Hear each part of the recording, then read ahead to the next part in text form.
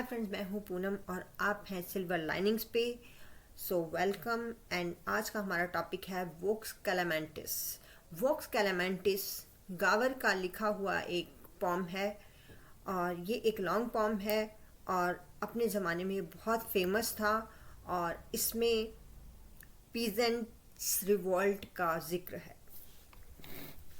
तो स्टार्ट करते हैं। वोक्स कैलामेंटिस। वोक्स कैलामेंटिस एक्चुअली लैटिन में लिखा हुआ एक पॉम है जिसका मीनिंग इंग्लिश में है the voice of one crying out. तो जैसा कि नाम से ही पता चलता है कि इसमें कुछ रोते बिलखते लोगों की आवाज है। क्यों रो रहे थे, क्यों बिलख रहे थे वो लोग, तो आइए बात करते हैं वोक्स कैलामेंटिस के बारे में। ये एक लैटिन पोएम है जो इलाजिक कपलेट्स में है। इलाजिक कपलेट्स में जैसे कि नाम से ही पता चलता है, एलेजी मीन्स किसी दुख की, दर्द की बात है। यहाँ पे वोक्स कैलामेंटिस में जो नरेटर है वो सबसे पहले एक अपने ड्रीम की बात करता है। इसमें सपनों में ये बात करता है। एलेग्री भी है इसमें और भी बहुत सिंबलिज्म दिया है। तो सबसे पहले ड्रीम विजन है जिसमें पीजेंट का जो रिबेलियन हुआ था 1381 में, बहुत ही खतरनाक घटना थी। उस समय काफ़ी वायलेंट थे पीजेंट्स और काफ़ी जो था वहाँ पीजेंट्स ने हाहाकार मचा दिया था। सब एस्टेट सटायर है जो क्लर्जी पे है, नोबल्स पे है और इनके अलावा जितने भी सोशल सेक्शंस बचते हैं उन सब पे है। तो एस्टेट सटायर में समाज के सभी तबकों पे कोई व्यंग्य किया गया है। तो यहाँ पे गावर जो है उन्हें नैतिकता की बात समझाते हैं, मोरालिटी की बात समझाते हैं, पॉलिटिकल बात करते हैं। वो पॉलिटिक्स में जो भी कमियां रही या गलतियां ली उनकी तरफ, जो भी कमियां रही या गलतियां रही उनकी तरफ गावर हमारा ध्यान जो है वो आकर्षित करते हैं। हमारा क्या, वो अपने ज़माने के जो उनके सोशल लीडर्स थे या जो किंग थे उनका ध्यान भी वो वहाँ पे अट्रैक्ट करने की कोशिश कर रहे हैं। हिस्टोरिकल एलिमेंट्स भी हैं, तो ये पुरानी जो भी हिस्ट्री से रिलेटेड चीज़ें भी इनमें डिस्कस करते हैं। तो सबसे पहले एंग्ली, बुक वन विजियो एंग्ली। एंग्ली यहाँ इंग्लैंड के लिए वर्ड यूज़ किया गया है। डिस्क्रिप्शन ऑफ टेरर ऑफ 1381 में जो पीजेंट रिवॉल्ट हुआ था उसके टेरर का डिस्क्रिप्शन यहाँ पे है। डिस्क्राइब करते हैं, अच्छे से वर्णन करते हैं और रिबेल्स का क्रिटिसिज्म करते हैं। उन्हें पसंद नहीं आई है पीजेंट्स की ये हरकत, लेकिन फिर भी वो काफ़ी कुछ इसका पोस्टमार्टम करते हैं। इसको एलैबोरेट करके देखते हैं क्या हुआ, क्यों हुआ, क्या सही था, क्या गलत था, क्या होना चाहिए, क्या नहीं होना चाहिए, वो सब डिस्कस करते हैं इसमें।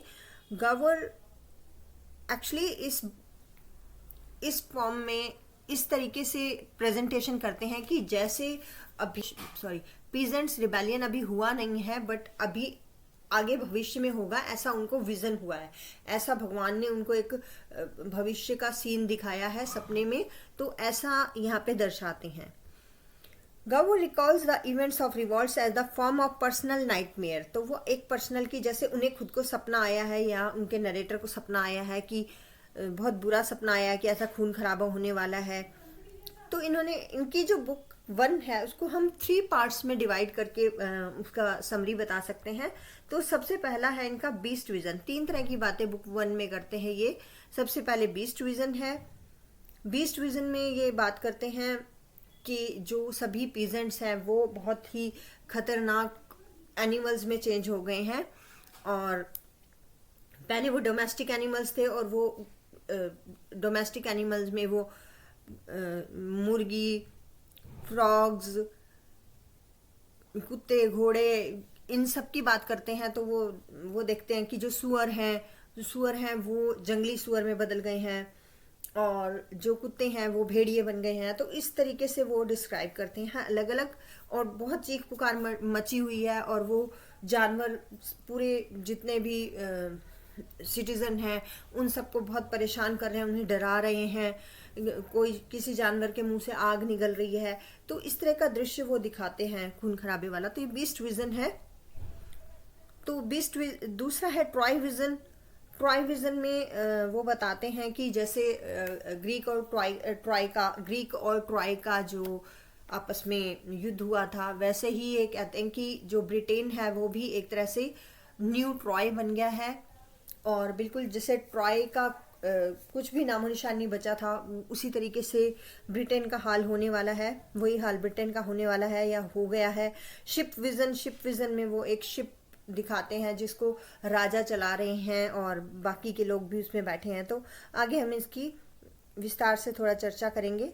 प्रोलॉग में वो मेन बात ये है कि प्रोलॉग में वो पहले ही ये इंडिकेशन दे देते हैं कि जो मेरी जो पॉम है वो सॉरो और फियर से एकदम भरपूर है।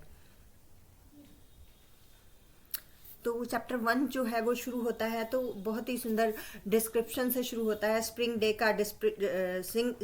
का डिस्क्रिप्शन है और इतने में जब दिन खत्म होता है, रात हो जाती है, तो नरेटर को सपना आना शुरू हो जाता है। और जो नरेटर जो है वो ये कहता है कि इस समय पे जो नरेटर है वो ना जाग रहा है ना सो रहा है, और ऐसा लग रहा है कि भगवान उसे भविष्य का कोई विजन दिखा रहे हैं। बीस्ट विजन में है कि यहाँ पे गावर जो है वो रिबेलियन पीजेंट्स को क्रिटिसाइज करते हैं, उनके आलोचना करते हैं कि उन्होंने ये सही नहीं किया इस तरीके से खून खराबा करके।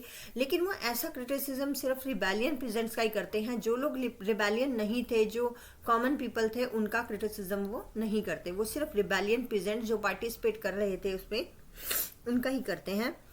फ्रॉइजर्ट और हेनरी नाइटन ये दो अपने ज़माने के हिस्टोरियन हैं जिन्होंने रिबेल्स को वॉइस दी है। मीन्स ऐसा माना जाता था जैसे फ्रॉइजर्ट और हेनरी नाइटन ने जो पीजेंट्स रिबेलियन के बारे में लिखा था, तो ऐसा माना गया कि उन्होंने ही ये सब बातें पीजेंट्स के दिमाग में डाली है अपनी स्पीच से।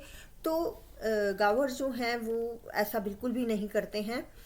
और है यहाँ वेट टाइलर की एक स्पीच है, तो जहाँ पे उन्होंने ये बताया है कि वेट टाइलर ने ऐसा काम करके अब खुद से ही दुश्मनी की, एक खुद ही खुद का दुश्मन बन गया वेट टाइलर ऐसा काम करके, क्योंकि वेट टाइलर जो था वो पीजेंट्स का लीडर था। गावर अपने आप से अपनी तरफ से कोई भी स्पीच किसी करैक्टर को नहीं देते हैं। ट्रॉय विजन में गावर जो है वो ब्रिटेन को एक न्यू ट्रॉय की तरह दिखाते हैं और उन्हें ये डर लगता है कि कहीं जैसे ट्रॉय जो है वो उजड़ गया था बिल्कुल उस लड़ाई के बाद, जब ग्रीक से ट्रॉय की लड़ाई हुई थी, तो वैसा ही हाल कहीं ब्रिटेन का ना हो जाए। तो ब्रिटेन ऐसा कहते हैं कि ब्रिटेन को राजा ब्रूटस ने बसाया था और यहाँ पे वो ट्रोजन की 3 फिगर का वो ब्रिटिश की 3 फिगर के साथ वो बराबरी उनकी करते हैं। जैसे ट्रोजन की फिगर में क्वीन हेकुबा थी, किंग प्राइम थे और एक हेलेनियस थे जो प्राइम के ही बेटे थे, लेकिन वो बाद में मॉन्क बन गए थे और उन्होंने पहले से ही विजन देख लिया था कि क्या हाल होने वाला है ट्रॉय का, तो ये सब उन्होंने बता दिया था। तो ऐसे ब्रिटिश की जो फिगर्स हैं वो 3 बताते हैं कि क्वीन है जो मदर क्वीन है, रिचर्ड 2 की माँ है जो वो, और किंग रिचर्ड 2 हैं, और यहाँ पे साइमन सडबरी हैं जो यहाँ पे बिशप थे उस समय पे, और उनको जो पीजेंट्स लोग थे उन्होंने मार दिया था। शिप विजन में वो बताते हैं कि एक बहुत बड़ा शिप है जो चारों तरफ से तूफान से घिरा हुआ है और जो शिप का जो कैप्टन है वो बहुत ज़्यादा डरा हुआ है।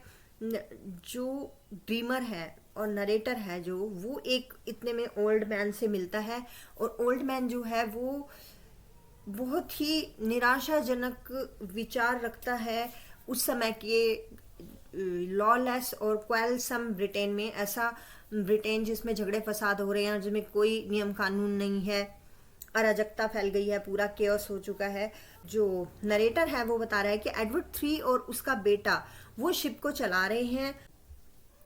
ड्यूक ऑफ लैंकास्टर जो है वो हल है शिप के, और कॉमन पीपल जो है वो मास्ट प्रोवाइड कर रहे हैं।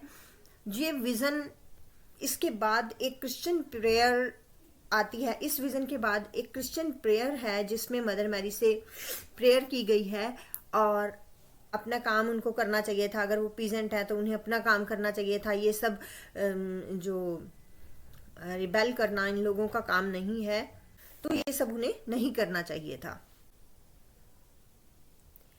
यहाँ पे एंड ऑफ वैट टाइलर बताया जाता है और ड्रीमर बताता है कि वैट टाइलर की जो वैट टाइलर को जो है वो मार दिया गया है, और ये जो सारे वैट टाइलर के दुख हुए हैं इनका कारण वो खुद ही है, उसके खुद के पाप हैं। और किस तरह के पाप है ये कि उसने अपना काम नहीं किया, अपने काम पे ध्यान नहीं दिया। और ये रिबेलियन जो है, रिबेल करना, ये किसानों का काम नहीं है।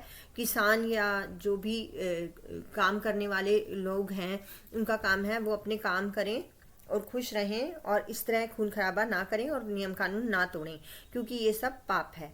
तो एपिलॉग मतलब एंड जो होता है वो बुक का इस तरीके से होता है कि ड्रीमर जो है वो अपने सपने से जाग जाता है, और जागते ही वो सोचता है कि थैंक गॉड ये सब सपना ही था, हकीकत नहीं था। और वो मैरी को भी, जो वर्जिन मैरी हैं जीसस क्राइस्ट की माँ, उनको भी थैंक बोलता है कि जो रिबेल ऑक्सन है are back to their yokes, कि जो ऑक्सन जो बैल थे वो जो रिबेलियन हो गए थे और वो वापस से अपने योक्स में आ गए हैं।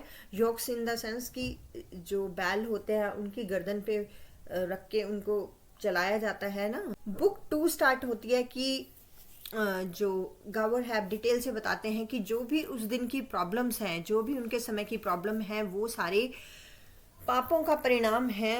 उनके भाग्य का परिणाम नहीं है, उनके पापों का परिणाम है। क्या पाप है कि तुम अपना काम सही तरीके से क्यों नहीं करते, तुम्हें अगर खेतों में काम करना चाहिए तुम क्यों नहीं करते, तुम्हें अगर तुम लेबरर हो और तुम्हें लेबर करना चाहिए तो तुम क्यों नहीं करते, तुमने अपना काम क्यों छोड़ा, तुम हमेशा यूजलेस बातों में लगे रहते हो। ये सब काम जो है वो तुम्हारा नहीं है, तो तुम्हें ऐसा नहीं करना चाहिए, ये सब पाप है। अगर तुम राजा के विरोध करते हो तो ये पाप है, अगर तुम नियम कानून को नहीं मानते और उनकी आलोचना करते हो तो ये पाप है। तो ये कहते हैं कि जो भी किसानों का हाल हुआ, जो रिबेलियन किसानों का जो हाल हुआ, वो उनके पापों की वजह से है, उनके भाग्य की वजह से नहीं है। और जो आम आदमी है, जो मैन है, उन्हें विश्वास रखना चाहिए और जो डिवाइन ऑर्डर है उसे एक्सेप्ट करना चाहिए। किस तरह का डिवाइन ऑर्डर? जैसे राजा है, राजा के बाद फिर पॉप है, पॉप के बाद फिर आगे जो क्लर्जी वगैरह का जो ऑर्डर है, चल रहा है, हैराकी चल रही है, तो उसको उन्हें मानना चाहिए। ऐसा गावर यहाँ पे सुझाव देते हैं। बुक 3 में वो पोप, क्लर्जी और जो भी चर्च की जो ऑर्डर है, चर्च का जो हैराकी है, उस सबको मिसकंडक्ट के लिए एक्यूज करते हैं कि जो पोप और क्लर्जी है उन्होंने अपने अपने जो भी उनको करना चाहिए था, जिस तरह से बिहेवियर करना चाहिए था, वो लोग उस तरह से बिहेवियर नहीं करते हैं, वो उन कानूनों का पालन नहीं करते हैं। तो पॉप और क्लर्जी को वो यहाँ पे क्रिटिसाइज करते हैं। गावर जो है लीगल सिस्टम की बात यहाँ पे करते हैं कि ये देखिए ऐसा कानून है, ऐसा कानून है, लेकिन इसे फॉलो नहीं किया जा रहा। इसके अलावा वो कहते हैं कि इन सब का एक ही रेमेडी है, तभी सुधार हो सकता है कि क्लर्जी जो है वो जो लेमैन के लिए लॉज जो बने हैं, जो क्लर्जीज के लिए जो लॉ बने हैं, उनको फॉलो करें, तभी इन सब चीज़ों की रेमेडी हो सकती है। अब बुक 4 में गावर कहते हैं कि जो रिलीजियस ऑर्डर है वो बिल्कुल फेल हो चुका है। फेल होने का मतलब है कि जिस तरह का बिहेवियर करने के लिए क्लर्जी, मॉन्क एटसेट्रा के लिए जो भी नियम कानून बने हैं उन्होंने उसे फॉलो करना बंद कर दिया है, इसलिए रिलीजियस ऑर्डर फेल हुआ है। और ये रिलीजियस ऑर्डर फेल हुआ है इसलिए ये सब रिबेल हुआ है। बुक 5 में ये नाइट्स, पीजेंट्स और टाउन्समैन की बात करते हैं, और वो बहुत जम के क्रिटिसाइज करते हैं नाइट्स को, कि जो दिखावे के नाइट्स बने फिरते हैं, कि पुराने ज़माने को याद करते हैं गावर, कि पुराने ज़माने में जो नाइट्स होते थे वो न्याय के लिए लड़ते थे और उनको कोई फेम की चिंता नहीं होती थी, वो न्याय के लिए लड़ते थे, वो अच्छी चीज़ों के लिए लड़ते थे, और उनका एक ग्रेस होता था, उनकी शिवलरी थी। लेकिन आज के ज़माने के जो नाइट्स हैं वो सिर्फ दिखावे के रह गए हैं बिल्कुल, और वो अपना टाइम कोर्टली लव जैसी चीज़ों में बर्बाद करते हैं। तो कोर्टली लव से तो मतलब गावर को बहुत ज्यादा नफरत है। कोर्टली लव क्या चीज है? कोर्टली लव वो चीज है कि राजा लोग तो जाते थे जब 100 ईयर वॉर चल रहा था, तो राजा लोग तो वॉर में जाते थे, तो पीछे जो उनकी रानियां रह जाती थी उनको ये जो नाइट्स वगैरह होते थे ये लव पोएम्स गा के सुनाते थे, तो एक मैनर की बात मानी जाती थी। लेकिन गावर को ये सब चीजें बिल्कुल भी पसंद नहीं है, कि ये चीज ठीक नहीं है बिल्कुल भी। जो नाइट है उसका काम है न्याय के लिए लड़ना, ना कि प्रेम कविताएं सुनाना। तो ये कहते हैं हाँ, अच्छी औरतें अच्छी होती हैं और जो बुरी औरतें हैं वो वाकई में उन्हें क्रिटिसाइज करना ही चाहिए। औरतें, सारी औरतें अच्छी नहीं है, सारी बुरी नहीं है, लेकिन जो अच्छी हैं वो अच्छी हैं, जो बुरी हैं वो बुरी हैं।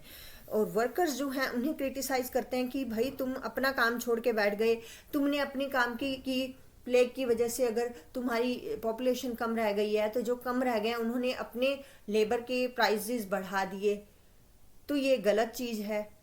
ब्रेड के दाम बहुत कम है मार्केट में और तुमने अपने प्राइसेस बढ़ा दिए, तो ये बहुत ही गलत काम हो रहा है ये। और अगर तुम काम नहीं करोगे तो ये एक पाप है एक तरह का। तो यहाँ पे उन्हें ये याद दिलाया जा रहा है कि जो काम है वो एक तरह से ऊपर वाले ने, भगवान ने तुम्हें कहा है कि तुम्हें अपना काम करना है, हर इंसान को अपना अपना काम करना है, ये ईश्वर का एक ऑर्डर है। तो यहाँ पे डिवाइनली ऑर्डेन्ड लेबर आर्ग्यू किया गया है। यहाँ पे फिर से वो 1381 के रिवोल्ट के बारे में एक पैराग्राफ में बात करते हैं। अनड्यूली सर्व को उस तरीके से, उस वीड से कंपेयर किया गया है जो एक खेत में उगाता है। तो ये अनरूली सर्व जो है वो उसको क्रिटिसाइज करते हैं ये, कि जब तक ये चीज खत्म नहीं होगी, सर्फ सिस्टम जब तक खत्म नहीं होगा, तब तक जो है वो पीजेंट जो है इसी तरह बार बार रिबेल करते रहेंगे। तो सर्फ जैसी चीजों को खत्म किया जाना चाहिए, अबॉलिश किया जाना चाहिए, ये गावर यहाँ सुझाव देते हैं। अर्बन वर्कर्स के जो पाप हैं, मनी लैंडर्स के जो पाप हैं और क्लर्जी के जो पाप हैं, यहाँ सब डिस्कस किया गया है।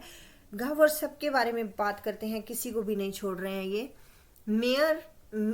एक मेयर है यहाँ पे जो लोगों को प्रोवोक करता है और उनको एक दूसरे के खिलाफ भड़काता है, एक दूसरे के खिलाफ उनके दिलों में जहर घोलता है। तो यहाँ पे उसके प्रति भी जो गावर हैं वो बहुत क्रिटिसाइज करते हैं मेयर को, कि ऐसे मेयर, ऐसे जो लीडर हैं वो नहीं होने चाहिए और लीडर्स को ऐसा नहीं करना चाहिए। Book 6 advice for Prince, book 6 में इन्होंने प्रिंस को एडवाइस दिया। प्रिंस जो है उस समय पे जो रिचर्ड टू हैं वहाँ पे उनको एडवाइस दे रहे हैं ये, कि 14 साल का एक लड़का है, उसे आपने जो है वो किंग बना दिया है। यहाँ पे ये सबसे पहले, यहाँ पे प्रिंस से भी पहले ये लॉयर्स जो हैं, लॉयर्स का कंडेमेशन करते हैं, लॉयर्स को क्रिटिसाइज करते हैं कि जो लॉयर्स हैं वो जो भी रूल्स बने हैं उनका गलत इस्तेमाल करते हैं, गलत तरीके से इंटरप्रेट करते हैं उन्हें, और वो कॉमन पीपल को वकीलों से बचाते हैं, उनके कॉमन पीपल की तरफ से वकीलों से या लॉयर्स से आर्ग्यूमेंट्स करते हैं और लॉयर्स से अपनी नफरत को एक्सप्रेस करते हैं। गावर लीगल जस्टिस और लीगल रिस्पॉन्सिबिलिटी पे जोर डालते हैं। लीगल जस्टिस मीन्स कानून की नज़र में सब समान है, सब कॉमन पीपल जो हैं उन्हें जस्टिस मिलना चाहिए। और ये लीगल रिस्पॉन्सिबिलिटी है, मीन्स जो राजा लोग हैं या नोबल पीपल हैं उनकी ये रिस्पॉन्सिबिलिटी है कि वो लीगल जस्टिस प्रोवाइड करें। चैप्टर 7 से चैप्टर 18 तक गावर प्रिंस को एडवाइस देते हैं कि प्रिंस को, एक राजा को क्या एडवाइस देते हैं प्रिंस को, कि जब कोई राजा होता है उसे अपने आप को सबसे पहले गवर्न करना चाहिए, बाद में उसे स्टेट को गवर्न करना चाहिए। पहले अपने आप को संभालो, बाद में देश को संभालो, और राजा को खुद भी नियमों का पालन करना चाहिए। ये सलाह गावर देते हैं यहाँ पे। ये जो गावर आइडियाज दे रहे हैं यहाँ पे, इन्हें बाइबल से लिया गया है और सिसरो के डी रिपब्लिका से लिया गया है। सिसरो एक ऑथर हुए हैं जिन्होंने डी रिपब्लिका लिखा था। तो उनसे इन्होंने अपने आइडियाज़ लिए हैं जो यहाँ वो एक्सप्रेस कर रहे हैं।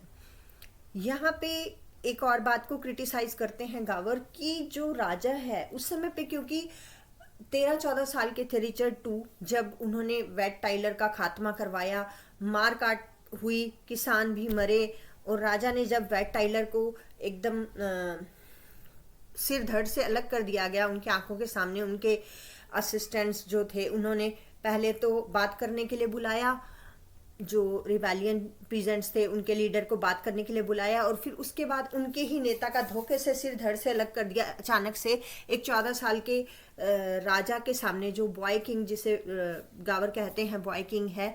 तो एक तरह से 14 साल के बच्चे के सामने आपने सिर धड़ से अलग कर दिया, धोखे से बुलाया, तो क्या आप उन पे प्रभाव डालना चाह रहे हैं, क्या सिखाना चाह रहे हैं उस बच्चे को? तो ये कहते हैं कि ये बैड एडवाइस उस बच्चे के दिमाग की उपज नहीं थी, ये उसे सलाह देने वालों का काम था, जिसे गावर बहुत क्रिटिसाइज करते हैं कि गलत था। ये सलाह जो देते हैं वो गलत था। पेरेंट्स को या जो भी गार्जियन है उन्हें बच्चे को अच्छी शिक्षा देनी चाहिए।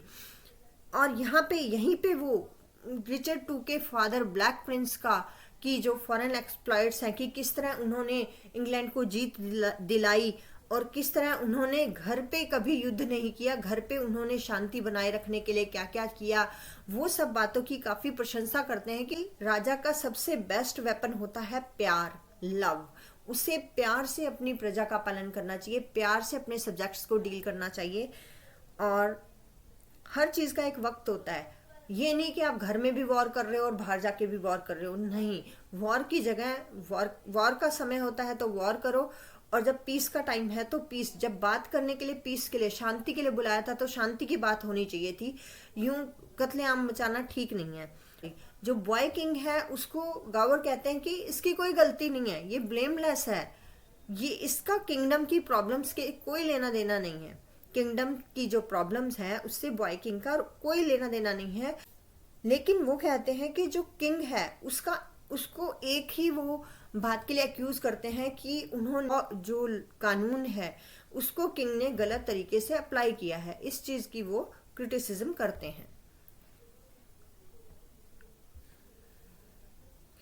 Book 7 begins with the Nebuchadnezzar's dream of a statue made of gold, brass, iron and clay।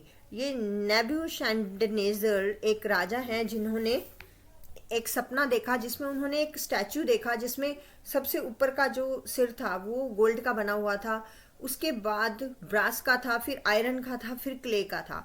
तो गावर जो है वो आयरन वाला जो पार्ट है स्टैचू का उसे माइजर से रिलेट करते हैं, और जो क्ले है उसे लैचरी से, क्ले वाला पार्ट जो है मींस बॉडी का जो नीचे का पार्ट है उसे लैचरी से करते हैं।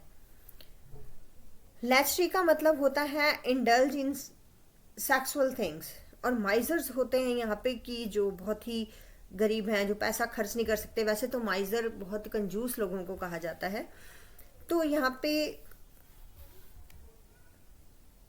वापिस से कोर्टली लव का मेंशन करते हैं गावर, और यहाँ 7 डेडली सिंस जो हैं उनके बारे में बात करते हैं कि जो लाश सड़ जाती है तो उसके लिए कौन रिस्पॉन्सिबल होता है। उसके लिए 7 डेडली सिंस को रिस्पॉन्सिबल बताया है गावर ने। यहाँ पे एक सबसे अद्भुत बात जो गावर ने इस बुक में की है वॉक्स क्लेमेंटिस में, वो ये है कि इन्होंने डेथ की बात की है। यहाँ पे डेथ को एक मीडिएटर के तौर पे दिखाया है कि डेथ एक मीडिएट करती है, जो बहुत ही अनयूजुअल चीज है मिडाइवल लिटरेचर में। राइटियसनेस के जो पर्सनल और सोशल बेनिफिट्स हैं उन्हें डिस्कस किया गया है कि सही रहने की, अगर आप बिल्कुल सही बात करते हो, सही तरीके की बात करते हो, कि उसके पर्सनल बेनिफिट्स भी होते हैं और उसके सोशल बेनिफिट्स भी होते हैं। गावर यहाँ पे बताते हैं कि वो इंग्लैंड से बहुत ज़्यादा प्यार करते हैं, वो अपना डीप लव इंग्लैंड के लिए एक्सप्रेस करते हैं, और उन्हें बहुत दुख होता है कि पापों की वजह से उनका जो नेशन है उसका बहुत डिके हो रहा है।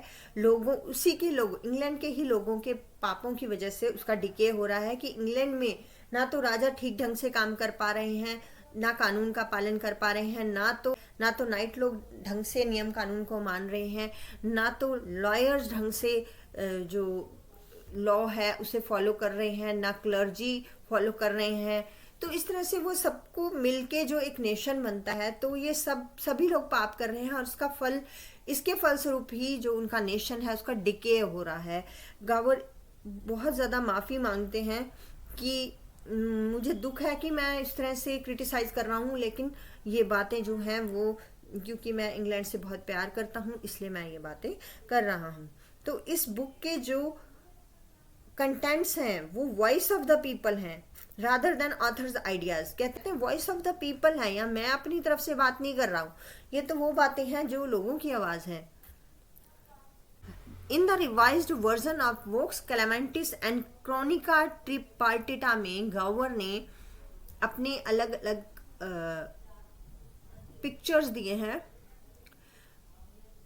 जिसमें एक पिक्चर में उन्हें एक तीर चलाते हुए दिखाया है जो वर्ल्ड बना हुआ है, ग्लोब है। ग्लोब के 3 पार्ट दिखाए हैं, अर्थ, वाटर और एयर।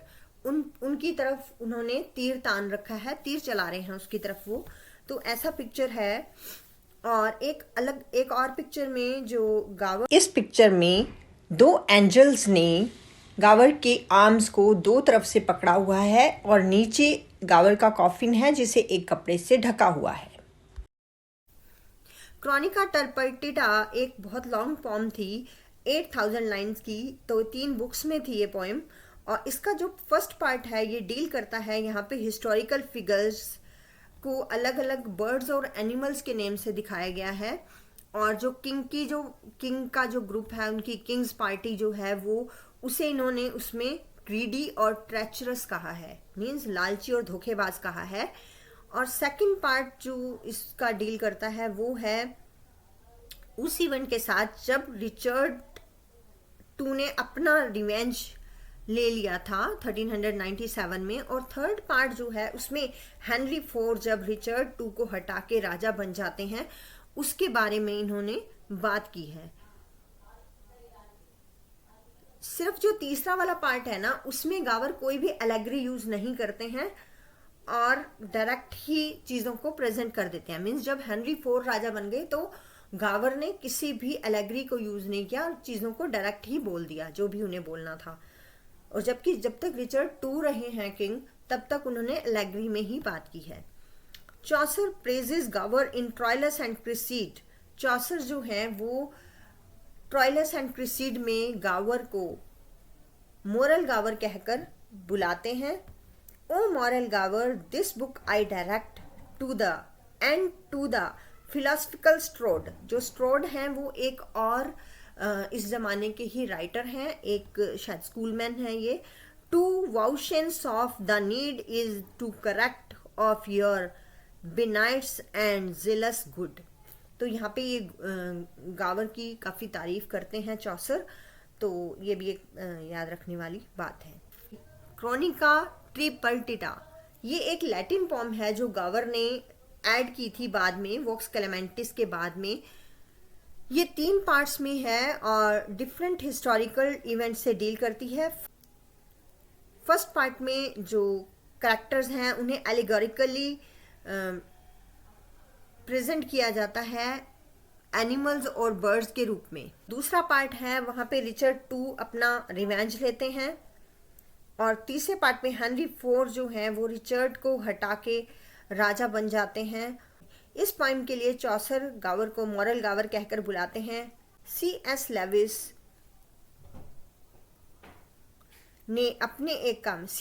ने अपने एक वर्क एलेगरी ऑफ लव में गावर को उसके इस वर्क के लिए मेंशन किया है। मैकॉले इस पोएम को स्कूल बॉय प्लेजरिज्म कहकर बुलाते हैं। जॉन पीटर एक और क्रिटिक हैं, वो इसे कंप्लेंट लिटरेचर के तौर पे क्लासिफाई करते हैं। तो आज के लिए बस इतना ही। आई होप ये वीडियो आपके लिए काफ़ी काम का रहेगा। Thank you.